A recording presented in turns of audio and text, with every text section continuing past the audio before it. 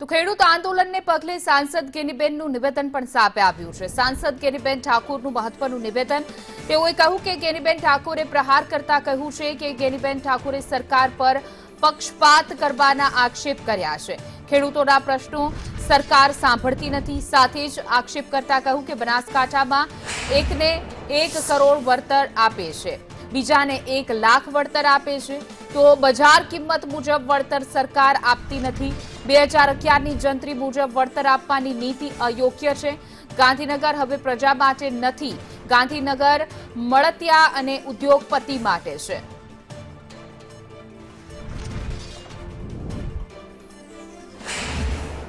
सांसद गेनीबेन ठाकोर जे छे ते शांतिपुरा सर्कल खाते पहुंच्या छे। तेनी साथे बात करीशुं। बेन, शुं कहेशो जे प्रमाणे खेडूतो અહીં એકત્ર થયા છે? મુખ્ય માંગણીઓ તેમની 5 છે। સરકારને રજૂઆત કરવા જવાના હતા, પરંતુ મંજૂરી માત્ર 19 સુધીની। કઈ રીતે જોઈ રહ્યા આ વીજપોલ નાખવાની શરૂઆત એ હું માનું ત્યાં સુધી સમગ્ર ગુજરાતની અંદર સૌથી મોટામાં મોટો સોલાર પાર્ક કહેવાય એ મારા મત વિસ્તાર બનાસકાંઠામાં છે।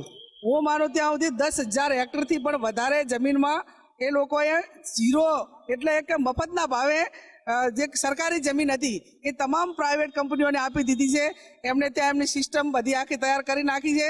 પણ હવે પાવર સપ્લાય માટે કરીને જે એનો જે વીજપોલ નાખવાના હોય એ ક્યાંક ને ક્યાંક ખેડૂતોને એવું કહેવામાં આવે છે કે અમે તમારી જમીન સંપાદન કરતા નથી। ખેડૂતો એવું કહે છે કે તમે તાર જમીન સંપાદન કરો, અમને કોઈ વાંધો નથી, અને એ વળતર આપે છે પણ 2011ની જંત્રી પ્રમાણે, એટલે આજથી કરીને 15 વર્ષ પહેલાની જે જંત્રી છે એ પ્રમાણે ભાવ આપે છે। અને ખેડૂતોના તો ઓલરેડી તમારે સરકાર ઉપર દેવું કરીને આપવાનું છે કે જે સમગ્ર ગુજરાતના નાગરિકો ઉપર દેવું કરીને આપવાનું છે।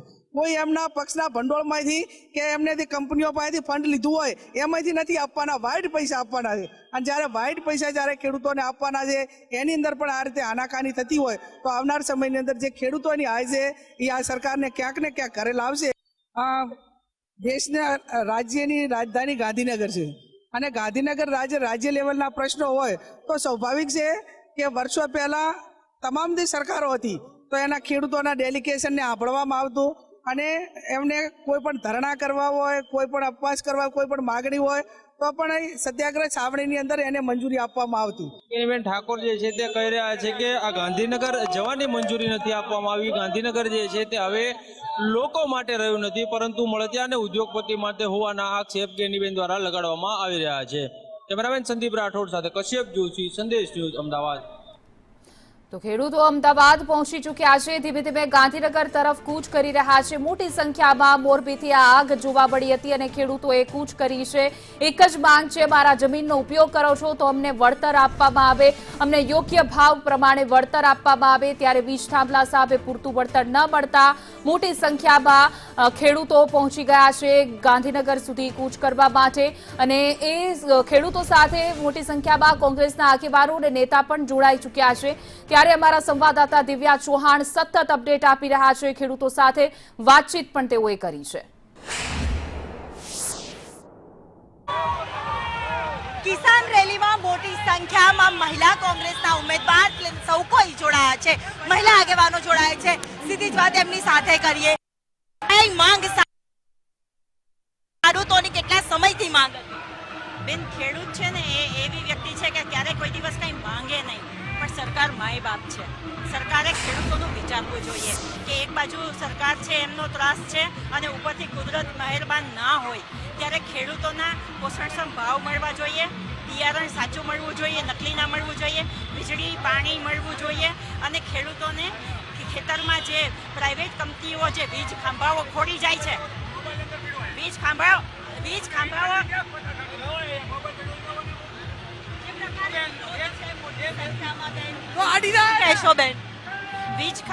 જે ખોડી જાય છે પ્રાઇવેટ કંપનીઓ જ્યારે ખેતરોમાં ખેડૂતોને પૂછ્યા વિના, ખેડૂતોને દબાવી ધમકાવીને ત્યારે સરકાર આંખ આડા કાન કરે છે, એવું ના હોવું જોઈએ।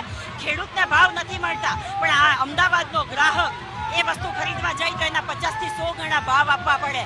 તો કોંગ્રેસની માંગ છે અને ખેડૂતોની માંગ છે કે ખેડૂતોને પોષણક્ષમ ભાવ મળે, વીજળી મળે, પાણી મળે, ચોખ્ખું બિયારણ મળે અને ખેડૂતોના ન્યાય માટે જે કંઈ થતું હોય એ કરે.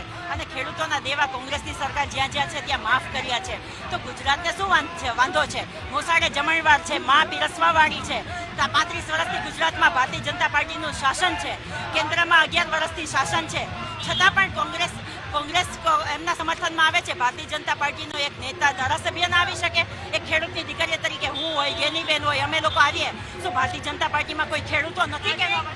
ગેનીબેન, આજે ગુજરાતના દરેક ખેડૂતો ગાંધીનગર સુધી પહોંચવાનો, અવાજ પહોંચાડવાનો પ્રયાસ કરી રહ્યા છે. આપ પણ જોડાયા છો. આ ગુજરાતના શાસનમાં, આ ભારતીય જનતા પાર્ટીના 30 વર્ષના શાસનમાં સૌથી વધારે જો કોઈ હેરાનગતિ થઈ હોય તો ખેડૂતોની થઈ છે. નથી એને ટેકાના ભાવ મળતા, નથી ટાઈમે ખાતર બિયારણ મળતા, અને આજે કંપનીઓને કરોડો રૂપિયાનો ફાયદો કરવા માટે કરીને ખેડૂતોના ખેતરમાં ગેરકાયદેસર દાદાગીરી કરીને, એમની સામે પોલીસનો લાઠીચાર્જ કરીને એમની જમીનોનો કબજો કરવા માગે છે. ત્યારે રાજસ્થાનના સરકાર, ભાજપની સરકાર હોવા છતાં ખેડૂતોને 4 ગણા આપે. અહીંયા ખેડૂતોને જે 5 માગણીઓ છે એ 5 માગણીઓ સરકાર સ્વીકારે. આજ તમે એમ જુઓ કે અમે નેતા થઈ નથી આવ્યા, આજ ખેડૂતોની દીકરીઓ થઈને ખેડૂતોને ન્યાય અપાવવા માટે આજે મહિલાઓ મેદાનમાં છે. જરૂર એ મોટી સંખ્યામાં માંગ સાથે ખેડૂતોની સાથે કોંગ્રેસ આગેવાનો પણ રેલીમાં જોડાયા છે. કેમેરામેન મનીષ વાણિયા સાથે દિવ્યા ચૌહાણ, સંદેશ ન્યૂઝ, અમદાવાદ.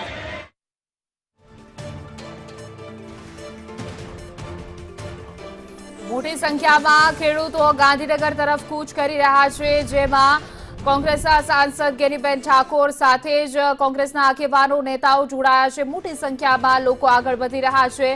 ટ્રેક્ટર રેલી યોજવામાં આવી છે. મોરબીના હળવદ જેતપર ગામથી આ આગ શરૂ થઈ હતી, જેમાં ખેતરમાં ટાવર ઊભા કરવાની બાબતે આ વિરોધ થયો. લાલજીભાઈ દેસાઈ આપણી સાથે છે, સીધી વાત આપણે એમની સાથે કરીએ. લાલજીભાઈ, મોટી સંખ્યામાં ખેડૂતો જોડાયા છે, અનેક વિરોધ સાથે અનેક માંગો હતી, શું કહેશો? હું તમને પૂછવા માંગીશ, સ્વયંભૂ પોતાના હકની લડાઈ માટે તમે ગુજરાતમાં એક દાયકામાં આટલા લોકોને રોડ ઉપર ક્યારે જોયા છે આ રીતે? આ પહેલો એવો બનાવ છે કે કોઈ પાર્ટીના કહેવાથી નહીં, પાર્ટીના બોલાવાથી નહીં, પરંતુ લોકો સ્વયંભૂ ઉમટી પડે છે. પાર્ટી ખર્ચ ના કરે, કોઈ ના હોય, એટલે અહીંયા લાવેલા નહીં આવેલા લોકો છે પોતાના હકની લડાઈ લડવા માટે. કોંગ્રેસ, કિસાન કોંગ્રેસ અને કિસાન સંઘર્ષ સમિતિ 6.5 મહિનાથી ગામો ગામ મિટિંગો કરતી હતી, ત્યારે આજે લોકો પોતાની જાગૃતિ સાથે અહીંયા પહોંચ્યા છે. હું આભાર માનીશ કોંગ્રેસ પાર્ટીનો કે જેણે આ કિસાન સંઘર્ષ સમિતિ અને કિસાન કોંગ્રેસને ખેડૂતોના આંદોલનમાં ટેકો કર્યો. હું આભાર માનીશ એ 23 ખેડૂત સંગઠનોનો કે જેણે પોતે ખેડૂતોના હકની લડાઈ લડવા માટે આજે મેદાનમાં ઉતર્યા છે. અને હું વિશ્વાસ રાખું છું, આશા રાખું છું કે આંધળી અને બહેરી સરકાર જે છે, બોલકી બહુ છે પણ આંધળી ને બહેરી છે. આ કિસાનોની, જગતના તાતને લાત મારવાના બદલે એની વાત સાંભળે, એના માટે જ અમે જઈ રહ્યા. આજે ખેડૂતો લડી લેવાના મૂડમાં જ. બિલકુલ લડી લેવાના મૂડમાં છીએ, પણ અમે એમ કહીએ છીએ કે અમે હળદરવારી કરીને હળદર ભરાવાનું નહીં કરીએ. અમે ગાંધી ચિંધ્યા માર્ગે ખેડૂતોની લડાઈ લડશું. જ્યાં સુધી એ કહે છે ને કાયદામાં રહેશો તો ફાયદામાં રહેશો, અમે સરકારને એમ કહીએ છીએ કાયદામાં રહ્યો, કાયદા મુજબ વળતર આપો. કાયદા મુજબ વળતર આપવાની માંગ છે જે લાલજી દેસાઈએ કરી છે. કેમેરામેન મનીષ વાણિયા સાથે દિવ્યા ચૌહાણ, સંદેશ ન્યૂઝ, અમદાવાદ. તો જોઈ શકાય છે મોટી સંખ્યામાં ખેડૂતો, આગેવાનો આગળ ગાંધીનગર તરફ કૂચ કરી રહ્યા છે. એક જ માંગ છે, યોગ્ય વળતર ચૂકવવામાં આવે. ખેડૂતોની જમીનનો ઉપયોગ કરો છો, તમને યોગ્ય કાયદા પ્રમાણે વળતર ચૂકવવામાં આવે છે. સાથે જ વીજ થાંભલામાં વળતરની માંગ સાથે ખેડૂતો આક્રમક મોડમાં